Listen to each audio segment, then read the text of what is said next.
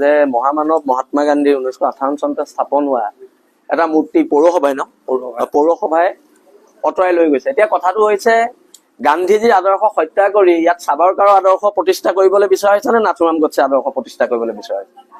আৰু গান্ধীজীৰ আদৰ্শক যদি বিজেপিয়ে ভাবিছে যে মূৰ্তিটো অঁতৰাই পেলাই হত্যা কৰিম, এইটো ভুল ভাবিছে। গান্ধীজীৰ আদৰ্শ যুগে যুগে আছে আৰু যুগে যুগে থাকি যাব। আৰু অনাগত দিনত যদি সন্মানে মূৰ্তিটো পুনৰ প্ৰতিষ্ঠা নকৰে তেনেহলে এখন দীঘলীয়া সংগ্ৰাম হ'ব।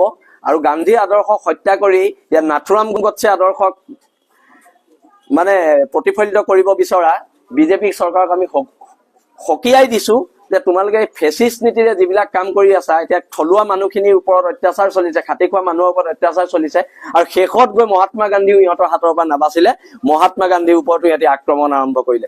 তাতকে আৰু লজ্জাৰ কথা থাকিব পাৰেনে? কিন্তু মহাত্মা গান্ধীৰ আদৰ্শ আৰু মূৰ্তি দুইটা প্ৰতিষ্ঠা কৰাৰ দায়িত্ব যদি প্ৰয়োজন হয় বীৰ লাচিত সেনা অসমে ল'ব।